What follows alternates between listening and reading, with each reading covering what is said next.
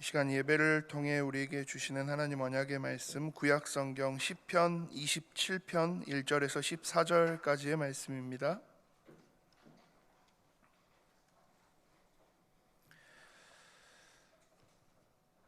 시편 27편의 말씀 제가 봉독합니다. 여호와는 나의 빛이요 나의 구원이시니 내가 누구를 두려워하리요. 여호와는 내 생명의 능력이시니 내가 누구를 무서워하리요. 악인들이 내 살을 먹으려고 내게로 왔으나 나의 대적들 나의 원수들인 그들은 실족하여 넘어졌도다. 군대가 나를 대적하여 진칠지라도 내 마음이 두렵지 아니하며 전쟁이 일어나 나를 치려 할지라도 나는 여전히 태어나리로다. 내가 여호와께 바라는 한 가지 일 그것을 구하리니 곧 내가 내 평생에 여호와의 집에 살면서 여호와의 아름다움을 바라보며 그의 성전에서 사모하는 그것이라. 여호와께서 환난 날에 나를 그 초막 속에 비밀히 지키시고 그의 장막 은밀한 곳에 나를 숨기시며 높은 바위 위에 두시리로다. 이제 내 머리가 나를 둘러싼 내 원수 위에 들리리니 내가 그의 장막에서 즐거운 제사를 드리겠고 노래하며 여호와를 찬송하리로다. 여호와여, 내가 소리내어 부르짖을 때 들으시고 또한 나를 긍휼히 여기사 응답하소서. 너희는 내 얼굴을 찾으라 하실 때에 내가 마음으로 주께 말하되 여호와여, 내가 주의 얼굴을 찾으리이다 하였나이다. 주의 얼굴을 내게서 숨기지 마시고 주의 종을 노하여 버리지 마소서. 주는 나의 도움이 되셨나이다. 나의 구원의 하나님이시여, 나를 버리지 마시고 떠나지 마소서. 내 부모는 나를 버렸으나 여호와는 나를 영접하시리이다. 여호와여, 주의 도를 내게 가르치시고 내 원수를 생각하셔서 평탄한 길로 나를 인도하소서. 내 생명을 내 대적에게 맡기지 마소서. 위증자와 악을 토하는 자가 일어나 나를 치려 함이니이다. 내가 산자들의 땅에서 여호와의 선하심을 보게 될 줄 확실히 믿었도다. 너는 여호와를 기다릴지어다. 강하고 담대하며 여호와를 기다릴지어다. 아멘. 강하고 담대하게 주님을 기다려라 제목으로 담임 목사님 말씀 주시겠습니다.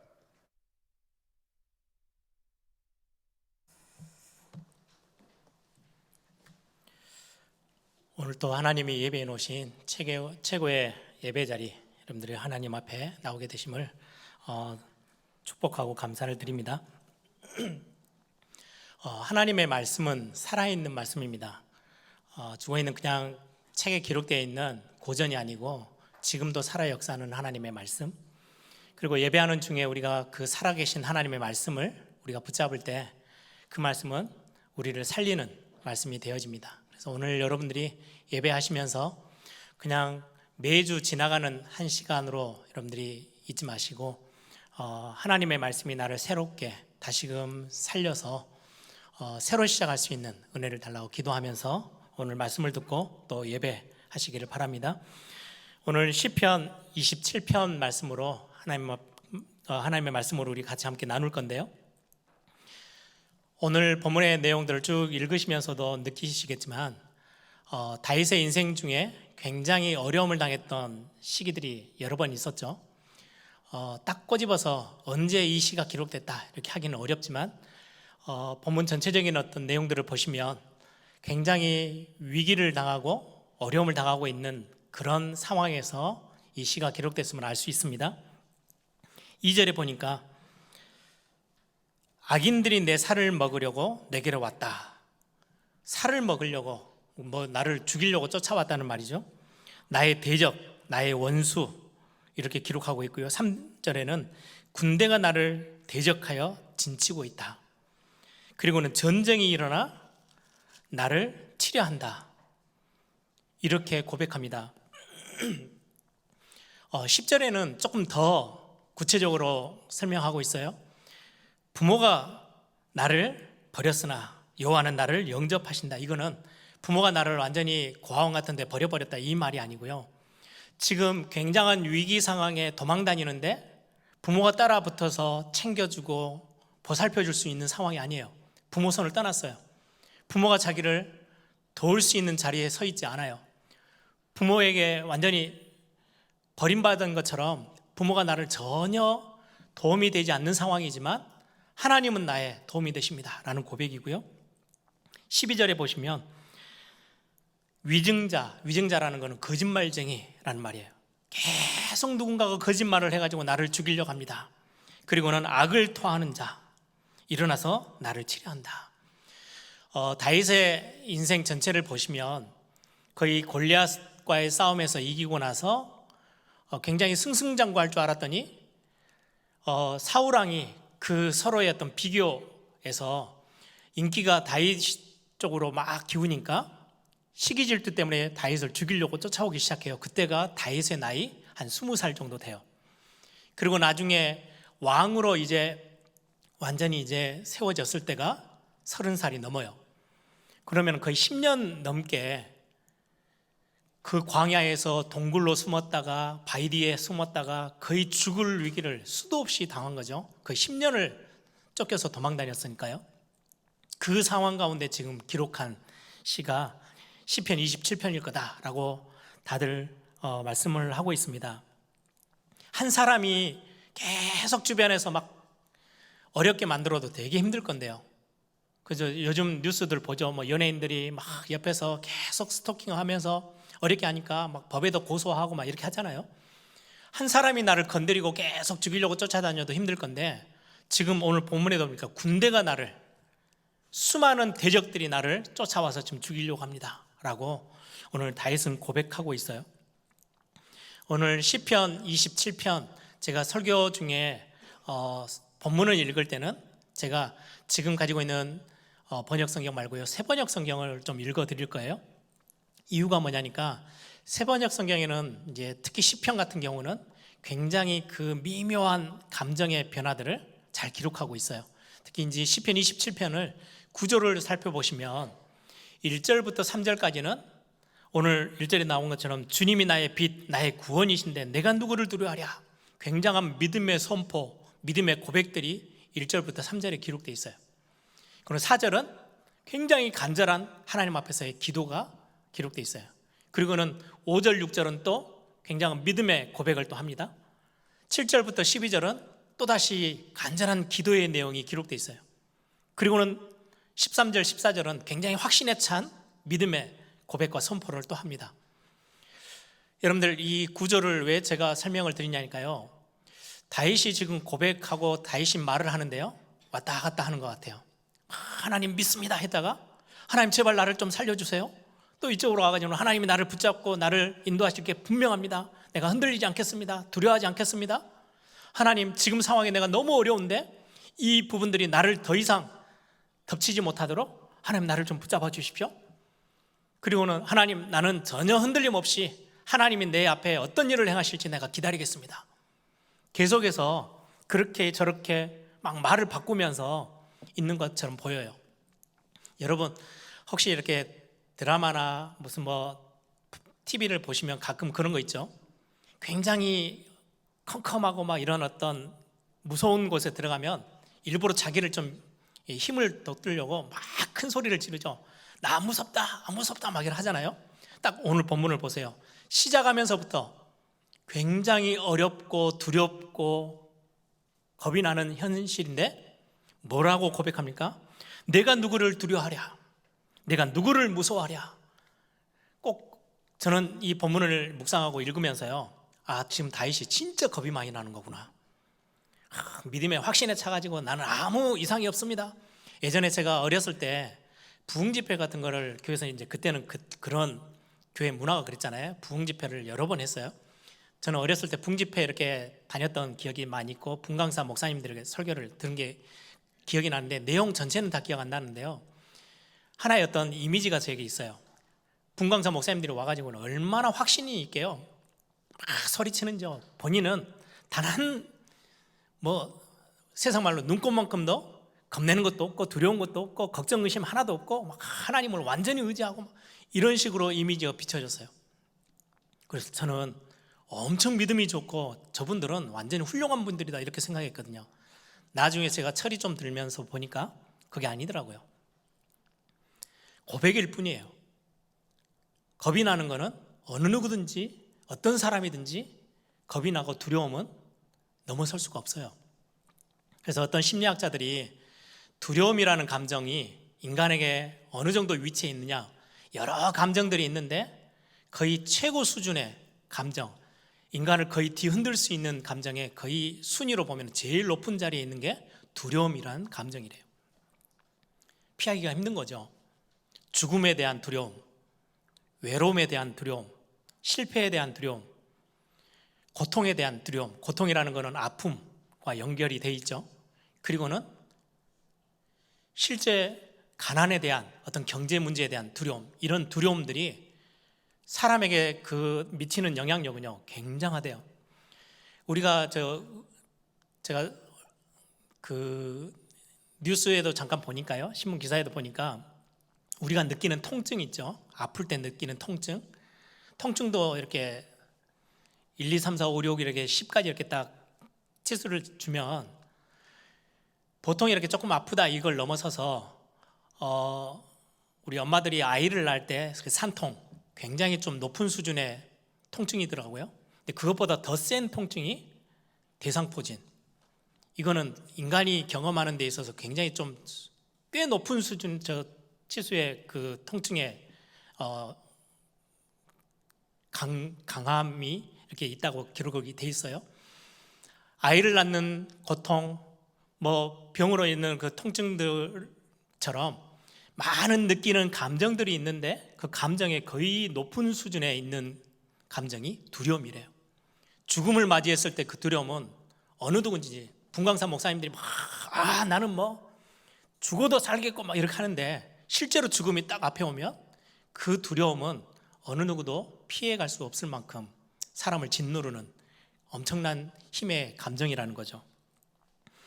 오늘 저는 다윗, 우리는 믿음의 굉장히 모델처럼 우리는 보잖아요. 그럼에도 불구하고 이 다윗은 그 느끼는 게요, 말이 왔다 갔다 해요.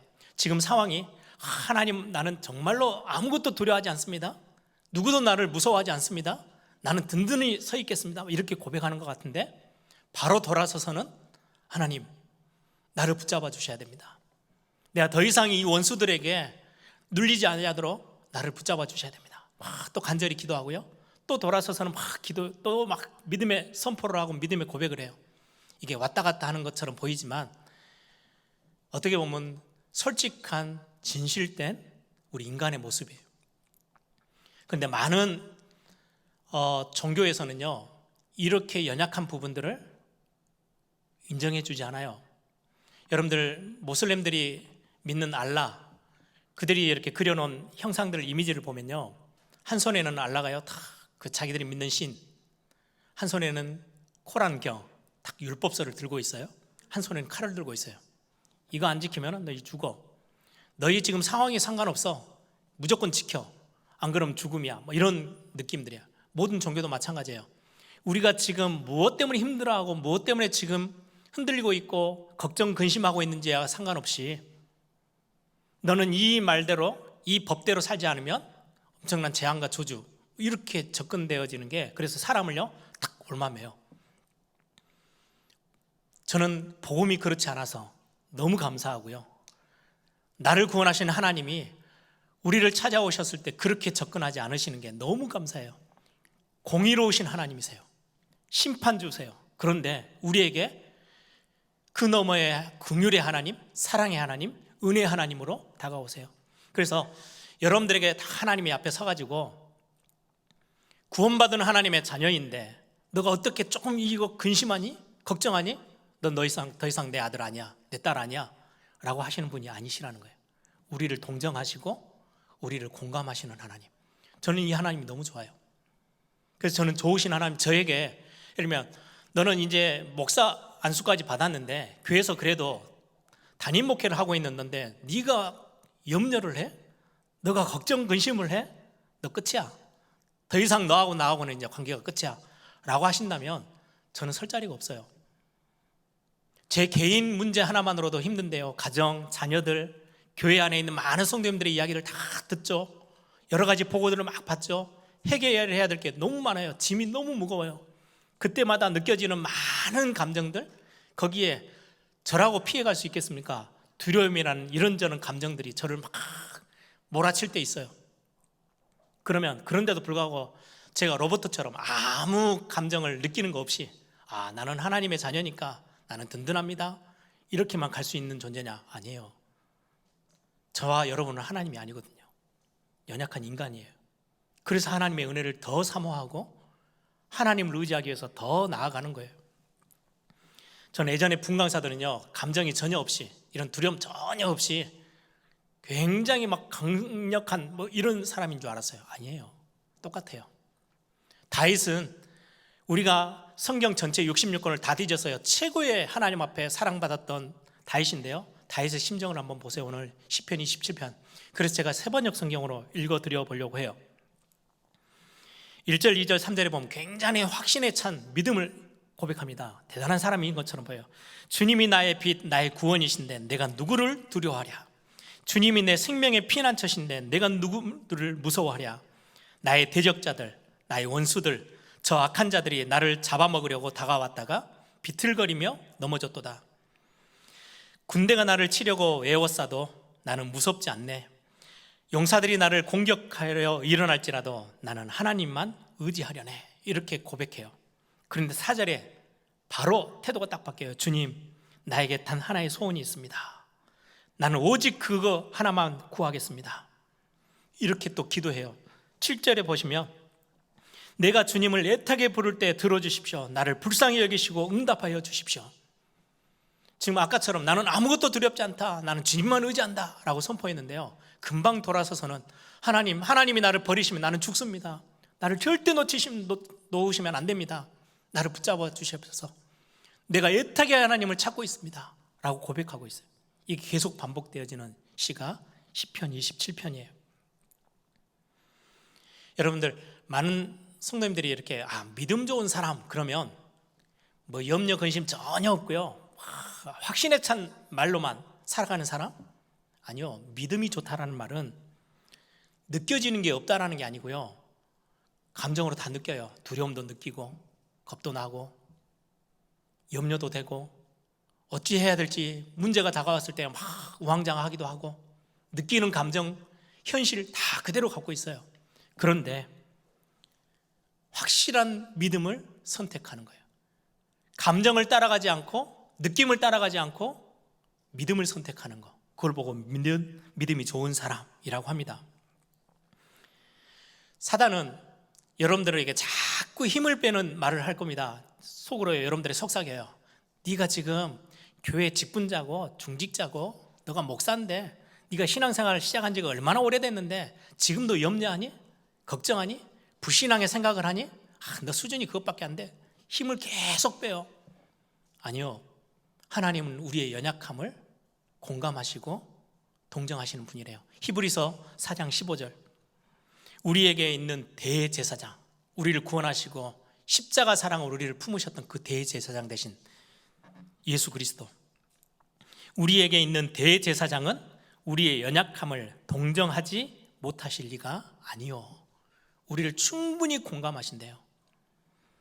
모든 일에 우리와 똑같이 시험을 받으신 이로다. 대신에 죄는 없으신 하나님이시라는 거죠. 인간의 몸을 입고 오셔서 문제도 당해보고 위기를 당해보기도 하고 거짓말로 막 우리를 몰아서는 그 상황 속에 어찌해야 될지, 뭐라고 표현해야 될지도 모를 만큼 피하지 못하는 어려움도 당해보시고, 이런저런 많은, 성경은 모든 것이라고 돼 있어요. 우리하고 똑같이 당해보셔서 우리의 마음, 우리의 지금 상태, 우리의 느낌, 감정 너무나도 잘 아시는 분이래요. 그래서 저와 여러분을 버려두지 않으세요.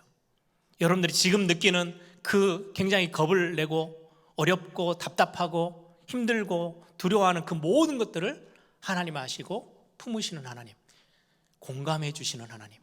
인간관계 속에서도요, 부모가 자녀를 공감해 줄 수 있으면 그 자녀는 굉장히 건강하게 큽니다. 서로 남편과 아내 속에서도요, 많은 부분이 약하지만 상대편의 감정, 상대편의 상태를 공감해 줄 수 있는 아내, 남편이라면 그 부부 관계는 굉장히 건강하게 행복하게 살아갈 수 있어요. 여러분들, 하나님은 두려우신 하나님이 아니세요. 저는 이 하나님이, 나를 공감해 주시는 하나님이 내 앞에 계심이 얼마나 감사한지 몰라요. 여러분, 하나님이 저와 여러분 오늘 다윗의 어떤 시 전체 구조를 보면서요, 좋으신 하나님이 나의 하나님이시구나. 여러분들 그거 오늘 처음으로 붙잡기를 바랍니다. 우리가 믿는 것과 우리가 느끼는 것은요, 일치하지를 않을 때가 거의 대부분이에요.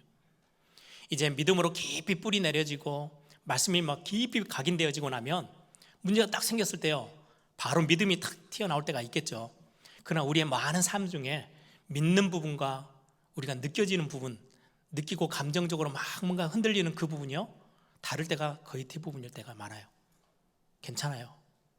그때 여러분들이 무엇을 선택하느냐가 훨씬 더 중요해요.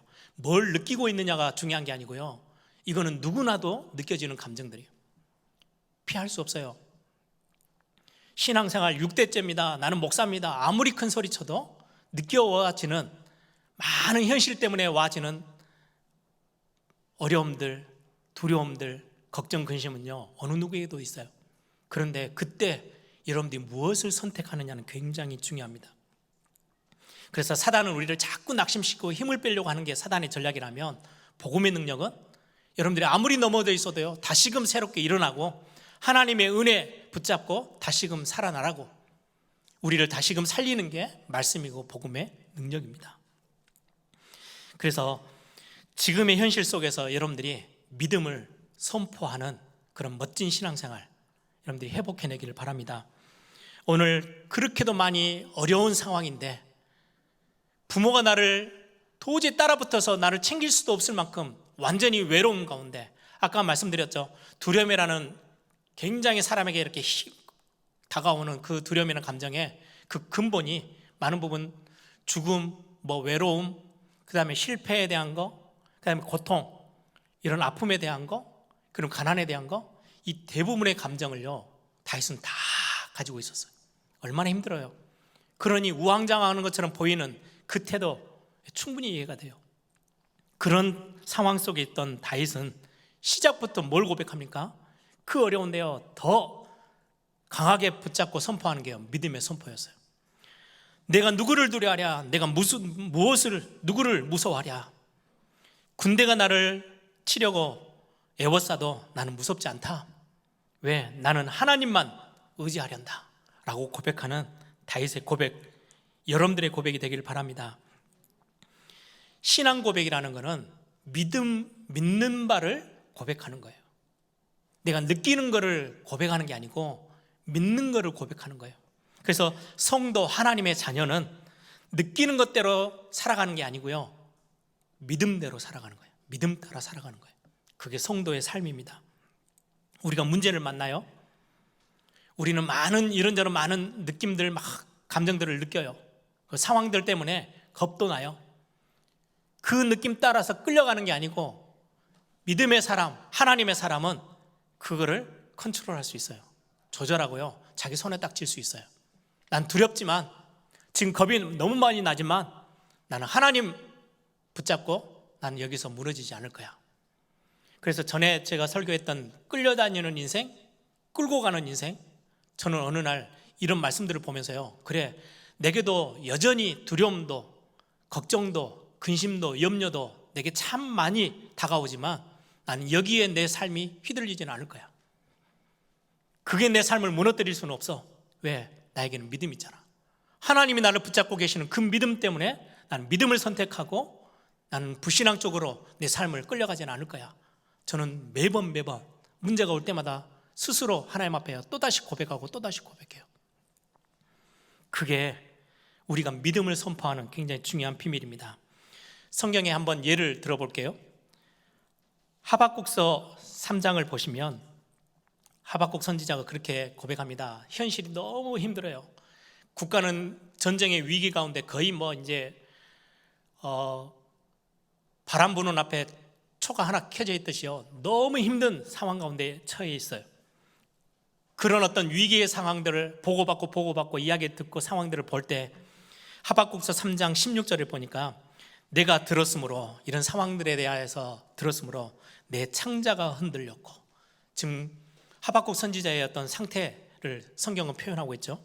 내 창자가 흔들렸고 그 목소리로 말미암아 내 입술이 떨렸도다. 우리를 치러 올라오는 환난 날을 내가 기다림으로 썩는 것이 내 뼈에 들어왔으며 내 몸은 내 처소에서 떨리는도다. 너무나도 겁이 많이 난다는 거예요. 어찌해야 될지는 모르겠다는 거예요. 그런데 믿음의 사람의 비밀 17절부터 고백합니다. 그런데 비록 무화과 나무가 무성하지 못하며 포도나무에 열매가 없으며 감람나무에 소출이 없으며 밭에 먹을 것이 없으며 우리의 양이 없으며 외양간에 소가 없을지라도 나는 여호와로 말미암아 즐거워하며 나의 구원의 하나님으로 말미암아 기뻐하리로다.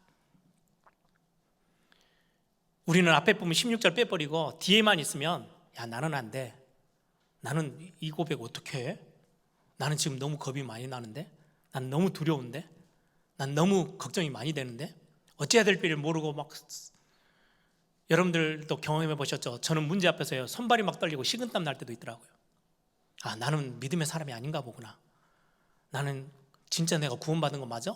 라고 착각하게 만드는 거, 그게 사탄이 하는 일이에요. 성경은 그렇게 이야기하지 않아요. 네가 완벽한 사람이 돼 라고 성경은 요구하지 않아요. 우리의 연약함을 고백하고, 그럼에도 불구하고 오늘 하박국서 선지자가 고백한 것처럼 비록 무화과 나무, 포도나무에 아무 열매가 없고 소출이 없고 내가 손에 쥐고 있는 게 아무것도 없어도 나는 여호와로 말미암아 기뻐합니다 라고 벌떡 일어설 수 있는 믿음의 비밀을 가지고 있는 사람, 하나님의 사람입니다. 그래서 여러분들 믿음의 고백 회복하세요.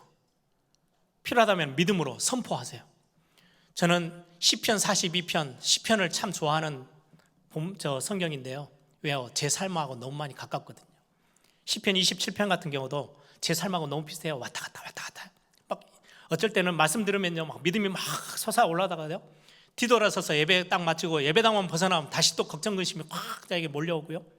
이런 상황들을 수도 없이 경험하는 거, 시편에 많은 믿음의 사람들이 그래요. 그런데 결론은 믿음으로 끝을 내더라고요. 그래서 보면서요, 아, 시편의 믿음의 사람들이 하는 삶을 내가 배워야 되겠다. 그들의 고백을 좀 배워야 되겠다. 저는 시편 42편 1절부터 쭉 보시면요 너무나도 어렵고 힘든데 나중에는 자기 속에 일어나는 불신앙, 하나님이 진짜 우리를 버려버리신 거 아니야? 나 그냥 끝난 거 아닌가? 라는 그런 내적인 고민 가운데서도 시편 저자가 뭐라고 고백합니까? 5절에, 시편 42편 5절에 내 영혼아 내가 어찌하여 낙심하며 어찌하여 불안하여 하는고. 너는 하나님을 바라라. 하나님께 소망을 두라. 그가 너에게 도우심을 주실 거야. 하나님이 말씀하시는 거.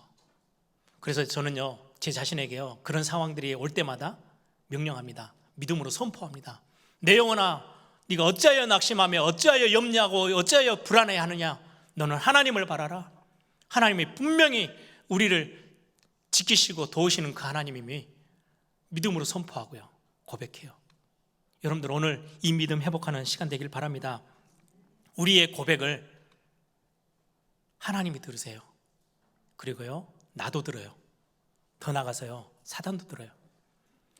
여러분들 말하는 거, 혀를 사용하는 거 성경이 굉장히 중요하다고 말하죠. 큰 배가 움직이는데 대단하게 움직이는 게 아니고 조그맣게 보일 둥말둥한 그 조그마한 방향키가 큰 배를 좌로 우로 다 바꾸는 거거든요. 우리의 혀 하나, 혀에서 나온 말이 여러분들의 인생 전체를 뒤바꾸기도 해요. 믿음의 고백 하나가 우리 인생을 완전히 회복하고 새롭게 하기도 하고요.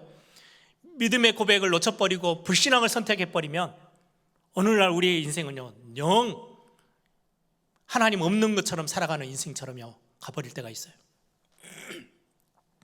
그래서 여러분들 믿음의 고백을 자꾸 하세요. 옛날 많은 사람들이 이야기하죠. 가수들이 노랫말 따라 간다고. 예, 혀의 말은 굉장히 중요해요. 그래서 시편의 특징은 현실적인 단어들이 참 많아요. 나 너무 힘듭니다. 죽을 것 같습니다. 너무 고통스럽습니다. 막 그런 이야기들이 많이 나오지만 결론은 반드시 믿음으로 선포하고 믿음을 고백하고 끝내요. 오늘 본문도 보세요. 13절 14절 12절에 하나님 앞에 간절히 기도하죠. 그들이 거짓으로 증언하며 폭력을 휘둘러서 나에게 대항해 오니 내 목숨을 내 원수들의 뜻에 맡기지 내맡기지 마십시오 라고 해놓고요, 13절에 이 세상에 머무는 내 한 생에 내가 주님의 은덕을 입은 것을 나는 확실히 믿는다. 너는 주님을 기다려라. 강하고 담대하게 주님을 기다려라. 이렇게 믿음으로 선포하고요, 이 시가 딱 마무리가 돼요. 저는 이런 시편이 너무나도 좋아요. 믿음을 선포하는 거, 믿음을 선택하는 거 너무나도 중요한 부분들이죠. 여러분, 믿음을 이렇게 선포한 다윗의 기도가 같은 기도가 아니더라고요. 우리 막 기도하면요, 오래 기도하고 세게 기도하고 간절히 기도하고 많이 기도하면 응답이 될 것처럼 보이는데요, 다윗의 기도가 좀 달랐어요. 우리는 다윗의 기도를 좀 배울 필요가 있어요. 수많은 문제 앞에, 현실 앞에 지금 놓여져 있는데 다윗은 제발 좀 살려주십시오, 네, 지금의 환경을 좀 바꿔주십시오 라고 기도하고 끝내지 않고요, 그가 하는 고백을 한번 들어보세요. 4절입니다. 주님, 나에게 단 하나의 소원이 있습니다. 나는 오직 그 하나만 구하겠습니다. 그것은 한평생 주님의 집에 살면서 주님의 자비로우신 모습을 보는 것과 성전에서 주님과 함께 의논하며 살아가는 것입니다. 하나님과 함께하는 그 예배 자리, 그리고 하나님이 나를 사랑하시고 내가 하나님을 사랑한다고 고백하는 그 하나님과의 교제의 시간, 하나님과 함께 누리는 그 어마어마한 은혜로운 시간, 하나님 그거 안 놓치기를 원합니다. 저는 이 시편 27편 묵상하다가요, 저희 아버지가 평생 동안 했던 그 고백이 기억이 났어요. 주님, 한 분만으로 만족합니다. 아버지가 언제 그걸 제 어렸을 때 기억해요. 제일 많이 했냐니까요, 문제 있을 때, 교회 해결해야 될 문제가 가득 찼을 때, 답답할 때 강대상에 엎드려서 기도하시는데요, 주님 한 분만으로 만족합니다. 아, 이 기도가 그 기도구나. 다윗이 지금 하는 이야기예요. 내가 지금 살아남아야 되겠습니다, 나를 어떻게든지 좀 살려주십시오가 아니고, 이 문제 속에서 문제가 해결되면 너무 좋은데, 내가 지금 너무 답답하고 두렵고 힘들고 어려운데 나 주님 한 분만으로 만족합니다. 내가 예배 자리에 있는 그 시간, 그거 안 놓치도록 나에게 단 하나의 소원, 그겁니다. 하나님과 함께 대면하고 같이 함께 누리고 하나님을 붙잡고 하나님이 나와 함께 계심을 내가 느끼는 거, 그건 누리는 거, 그것 말고는 내가 다른 소원이 없습니다. 그러면서 7절부터요, 주님, 내가 주님을 애타게 부를 때 들어주십시오. 나를 불쌍히 여기시고 응답하여 주십시오.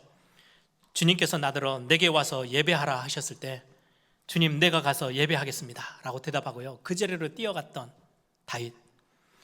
주님의 얼굴을 내게 숨기지 말아 주십시오.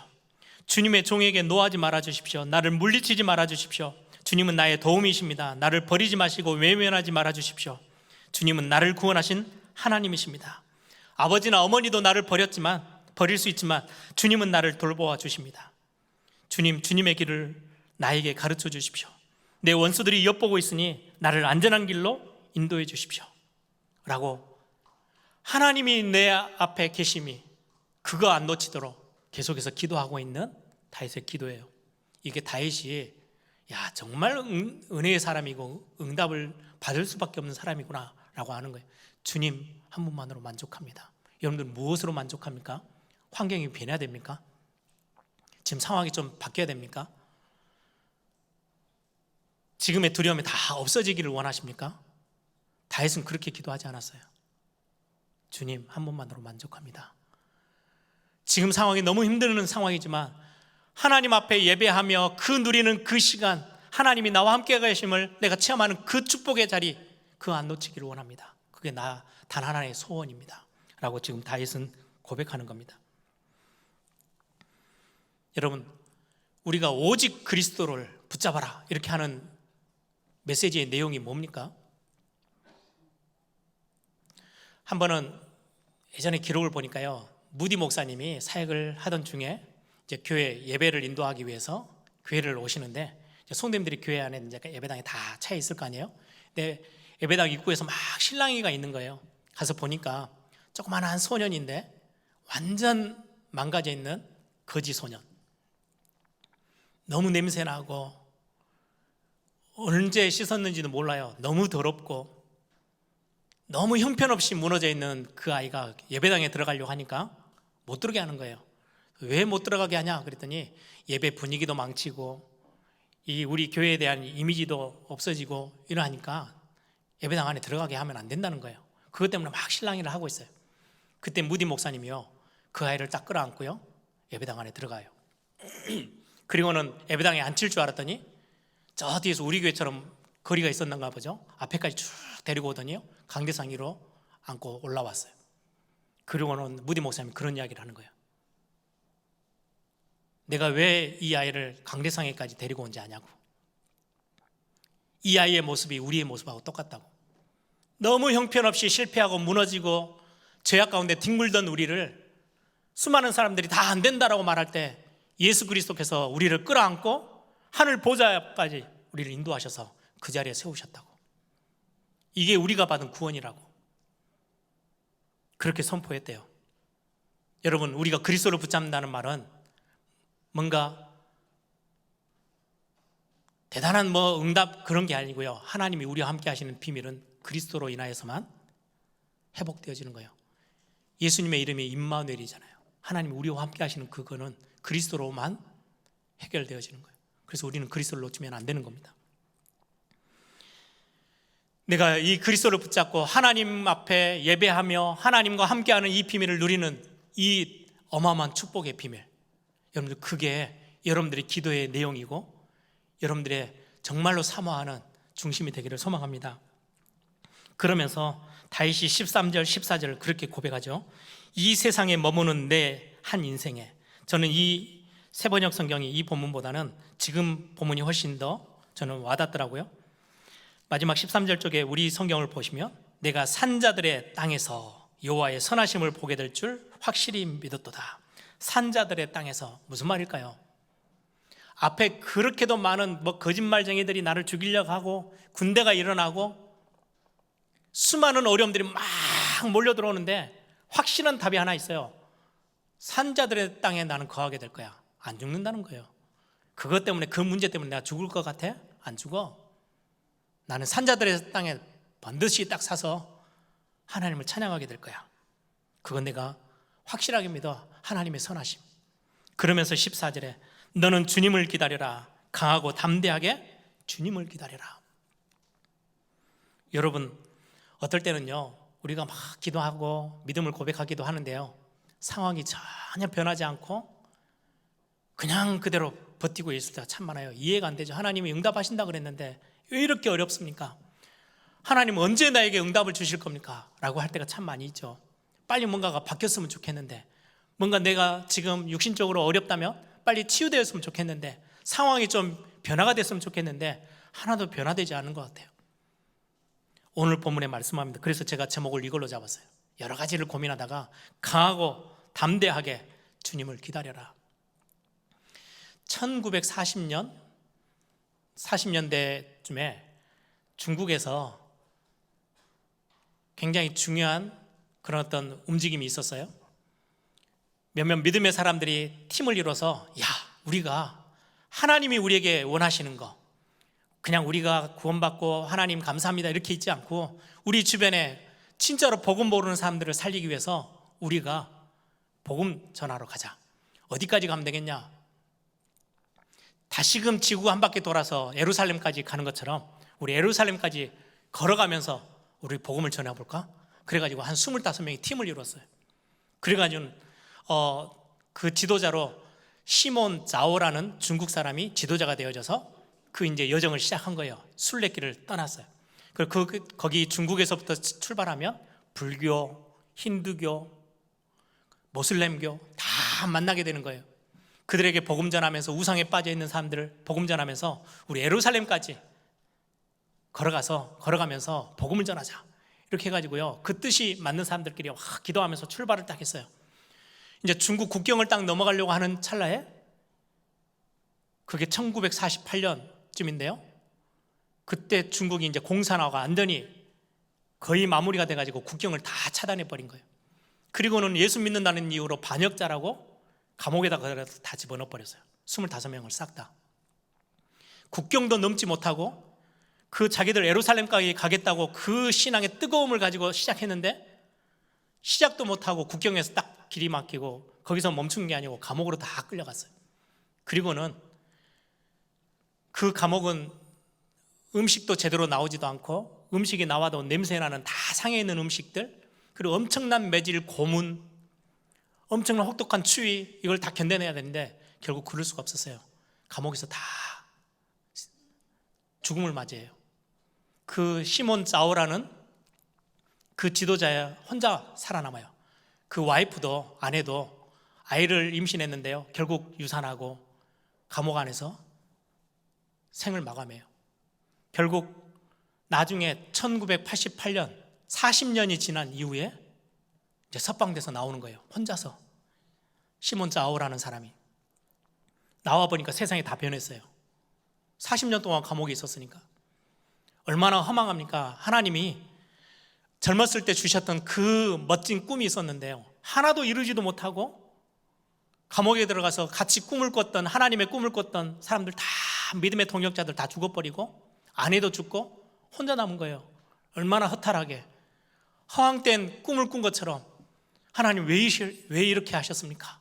이렇게 넉놓아 기도하고 있는 골방에 들어가서 있는데요, 어쩌다가 신앙생활하는 사람 한 사람을 만나요. 그 사람이 연관이 되기 시작해서요, 그 시몬 자오라는 사람이 알려지기 시작해요. 여기저기서 불러요. 그래서 자기가 이제까지 경험했던 것들, 그리고 하나님이 자기에게 주셨던 그 꿈, 비전을 나누기 시작해요. 중국에 갑자기요, 들썩들썩 교회들이요 들썩거리기 시작해요. 아, 우리가 이렇게 살면 안 되는구나. 저 멀리까지 있는 수많은 죽어가는 복음 모르는 사람들 우리가 그냥 두면 안 되겠구나. 우리 다 일어나서 복음 운동해야 되겠다. 전도해야 되겠다. 그게요 중국 전역으로 퍼져지기 시작했어요. 그래서 교회들을 전부 다 건드리고요, 아마 교회들이 들썩들썩하기 시작해요. 그 사역을 한 10여 년 하다가 72세 때 감옥에서 나왔는데 결국은 2001년도에 시몬 자오는 생을 마감합니다. 그 꿈이 그냥 그대로 끝난 건가요? 아니요. 우리의 생각과 하나님의 생각은요 차이가 너무 많아요. 우리가 계획하는 거 아니요, 하나님의 계획은 훨씬 커요. 기도응답은 단순히 내 생각대로 모든 상황이 바뀌는 게 기도응답이 아니고, 하나님은 하나님의 계획을 이루어 나가세요. 전에 같이 메시지 나눈 기억 나시죠? 창조주 하나님의 미세조정, 저와 여러분의 삶에 하나님의 손 지금도 여러분들 붙잡고 계세요. 여러분들 놓치지 마십시오. 그래서 강하고 담대하게 주님을 기다리는 것, 그건 믿음의 굉장히 중요한 고백이고 삶의 모습입니다. 하나님의 놀라운 계획 우리 앞에 있습니다. 그래서 현실이나 상황 따라 움직이지 마시고 하나님 누리는 쪽으로 여러분들요 굳건히 서 계세요. 그리고 기다리세요. 그럼 하나님이 어떻게 역사하시는지를, 하나님의 인자하심, 하나님의 자비로우심 저와 여러분에게 경험케 하실 것입니다. 오늘 또 이번 한 주 여러분들의 기도가 바뀌고 어떤 상황 속에서라도 여러분들의 입술의 고백, 여러분들 믿음의 고백들을 선택하시고 마음껏 믿음을 고백하고 선포하는 그런 축복된 이번 또 한 주가 되기를 소망합니다.